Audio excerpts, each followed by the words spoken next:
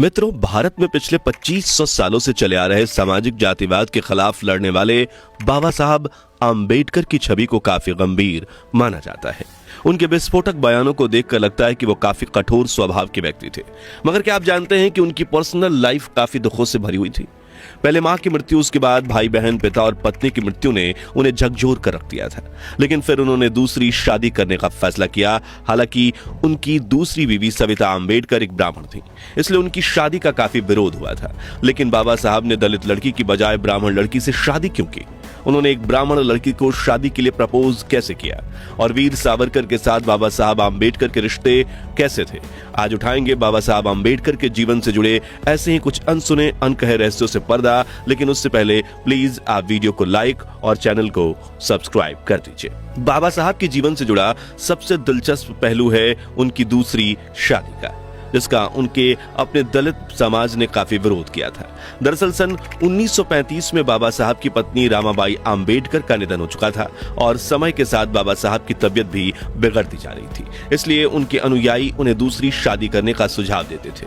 इस बीच डॉक्टर राव नाम के व्यक्ति के जरिए बाबा साहब की मुलाकात डॉक्टर शारदा कबीर से होती है, जिन्होंने बाबा साहब से शादी के बाद अपना नाम बदलकर सविता आम्बेडकर कर लिया था। दरअसल डॉक्टर राव की दोनों बेटियां शारदा कबीर की बहुत अच्छी दोस्त थीं और उन्होंने ही इन दोनों का परिचय करवाया था। सविता अपनी किताब my life with doctor Ambedkar में लिखती हैं कि बाबा साहब ने मुझे डॉक्टर बनने पर बधाई दी थी, क्योंकि उस वक्त एक महिला का डॉक्टर बनना काफी बड़ी बात थी। जिसके बाद हमारी मुलाकातें होती रहीं, क्योंकि मैं ही उनका इलाज कर रही थी। आगे उन्होंने बताया कि दिसंबर 1947 में कड़कड़ाती ठंड का मौसम था। भीमराव ने मुझे अपने साथ चलने को कहा और मुझे प्रपोज कर दिया। उस समय मुझे कुछ समझ नहीं आया, इसलिए मैं चुप रही। जिसके बाद बाबा साहब दिल्ली के लिए रवाना हो गए और मैं भी अपने कामों में व्यस्त हो गई।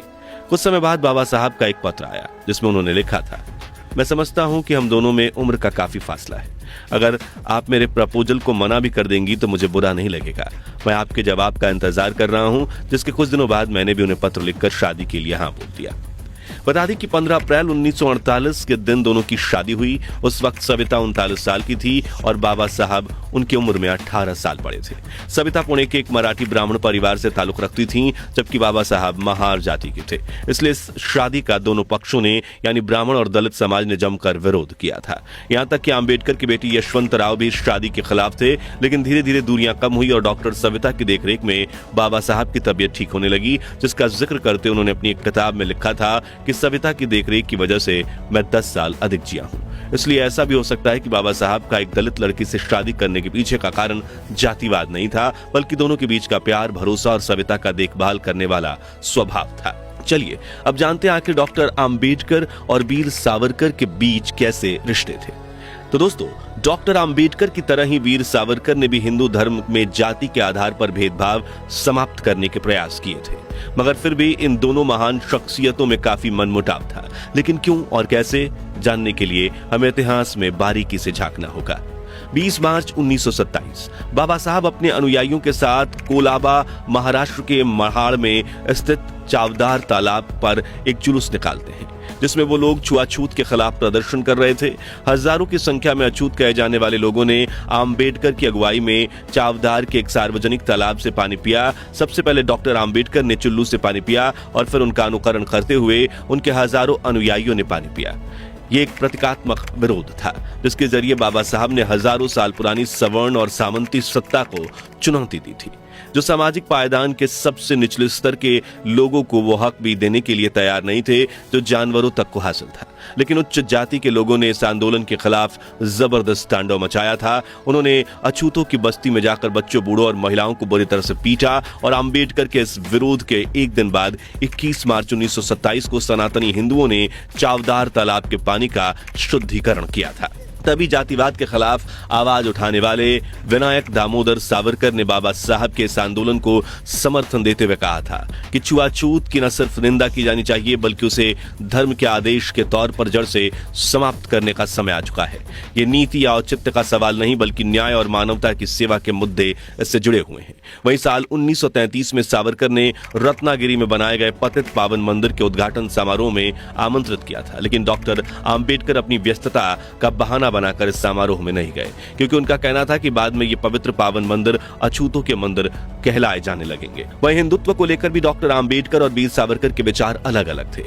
नवंबर 1930 से मार्च 1931 तक केसरी में छपे अपने लेखों में सावरकर ने स्पष्ट कर दिया था कि वो जातिवाद का तो विरोध करते हैं, लेकिन चतुर्वर्ण व्यवस्था के विरोधी नहीं है। आपको बता दें कि भारत में समाज को 4 वर्णों में बांटने की प्रथा है: ब्राह्मण, क्षत्रिय, वैश्य और शूद्र। इस व्यवस्था की शुरुआत उत्तर वैदिक काल में हुई थी और इसमें ब्राह्मण और क्षत्रिय वर्ण को एक विशेषाधिकार दिया गया था। लेकिन आम्बेडकर इससे बिल्कुल सहमत नहीं थे, क्योंकि उनका मानना था कि अगर चतुर्वर्ण व्यवस्था रही तो भारत में दलितों को कभी उनका हक नहीं मिल पाएगा।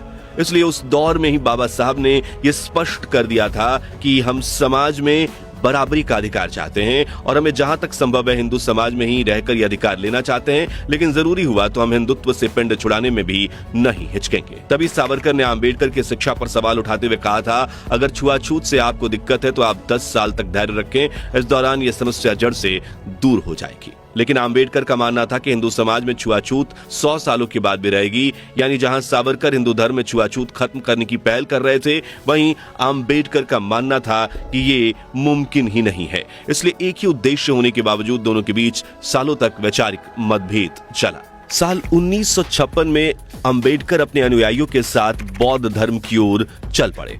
उन दिनों सावरकर ने केसरी अखबार में बुद्ध पर एक लेख लिखा था, क्योंकि वो अछूतों के हिंदू धर्म छोड़ने के फैसले पर गुस्सा थे। इस विस्फोटक लेख के जवाब में अंबेडकर ने कहा, ऐसे लापरवाह लोगों पर भरोसा नहीं करना चाहिए। कुछ लोग कहते हैं कि सावरकर जहर उगलते हैं, लेकिन मैं ये कहता हूं कि वो उस घृणा यानी नफरत को फैलाते हैं जो उनके अंदर बजा रही है। जिसके बाद 14 अक्टूबर 1956 के दिन बाबा साहब आम्बेडकर अपने 3,65,000 समर्थकों के साथ नागपुर में पूरे विधि विधान से बौद्ध धर्म को अपना लेते हैं और उसके बाद धर्म को लेकर दोनों की बहस पर अल्प विराम लग गया।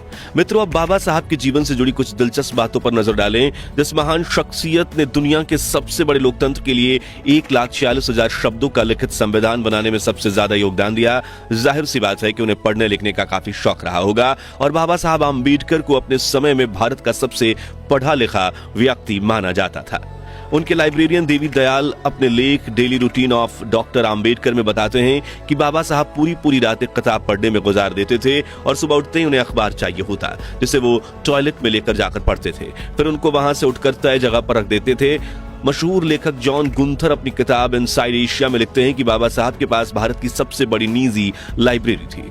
जब 1938 में मेरी राजगृह में आम्बेडकर से मुलाकात हुई थी, तब उनके पास 8,000 किताबें थीं और उनकी मृत्यु तक यह संख्या बढ़कर 35,000 तक पहुंच चुकी थी। हालांकि काफी कम लोग जानते हैं कि पढ़ने लिखने के साथ बाबा साहब को खाना पकाने का भी बड़ा शौक था। छुट्टियों में वो खुद खाना बनाते थे और लोगों को अपने साथ खाने के लिए आमंत्रित करते थे। उनके लाइब्रेरियन देवी दयाल बताते हैं कि 3 सितंबर 1944 को बाबा साहब ने अपने हाथ से खाना बनाया था, जिसमें उन्होंने 7 पकवान बनाए थे। इसे बनाने में उन्हें 3 घंटे लगे। फिर उन्होंने खाने पर दक्षिण भारतीय अनुसूचित जाति फेडरेशन की प्रमुख मीनाम्बल शिवराज को बुलाया था और वो बाबा साहब के हाथों से बना स्वादिष्ट खाना खाकर बेहद खुश हो गई थी। बाबा साहब को मूली और सरसों का साग पकाने का बहुत शौक था। वो ना तो नशा करते थे और ना ही धूम्रपान। वो बहुत साधारण खाना खाते थे, जिसमें बाजरे की एक छोटी रोटी, थोड़े से चावल, दही और मछली के 3 टुकड़े हुआ करते थे। डॉक्टर आम्बेडकर को बागवानी भी काफी पसंद थी। उस समय दिल्ली में उनसे अच्छा और दर्शनीय बागीचा किसी के पास नहीं था। वे अपने कुत्ते को बहुत पसंद करते थे और एक बार उन्होंने बताया था कि किस तरह उनके पालतू कुत्ते की मौत के बाद वो काफी देर तक फूट कर रोए थे। बाबा साहब पर किताब लिखने वाले लेखक अशोक गोपाल बताते हैं कि डॉक्टर आम्बेडकर भारत के संविधान के प्रमुख वास्तुकार थे। उन्होंने संविधान के हर भाग को अंतिम रूप देने में अपना योगदान दिया और संविधान निर्माण के कुछ साल बाद डॉक्टर राजेंद्र प्रसाद ने भी स्वीकार किया था कि आम्बेडकर ने संविधान के कुशल पायलट की भूमिका निभाई। वहीं 6 दिसंबर 1956 को 63 साल की उम्र में आम्बेडकर निधन के थोड़ी देर बाद प्रधानमंत्री जवाहरलाल नेहरू ने भी कहा था, संविधान बनाने में डॉक्टर आम्बेडकर से ज्यादा ध्यान किसी और ने नहीं दिया और न ही किसी और ने उतनी परेशानी उठाई। इतने बड़े लोकतंत्र का महान संविधान लिखने के बावजूद बाबा साहब को कोई अकड़ नहीं थी, बल्कि उनका मानना था कि कोई भी संविधान कितना भी अच्छा क्यों नहीं, जब तक इसे ढंग से लागू न किया जाएगा तो उपयोगी साबित नहीं होगा। तो मित्रों, ये थी बाबा साहब भीमराव आम्बेडकर के जीवन की कुछ अनकही अनसुनी कहानियां सीरीज का पार्ट 3। अगर आप भी बाबा साहब की विचारधारा से प्रभावित हैं तो कमेंट बॉक्स में उनकी तारीफ के 2 बोल जरूर लिखिए। वीडियो अच्छा लगा हो तो इसे लाइक और शेयर करके हमें सपोर्ट कीजिए और सियासी जगत से जुड़ी ऐसी दिलचस्प कहानियां सुनते रहने के लिए हमारे चैनल को सब्सक्राइब करके पास वाली घंटी जरूर बजा दीजिए। जय हिंद, वंदे मातरम।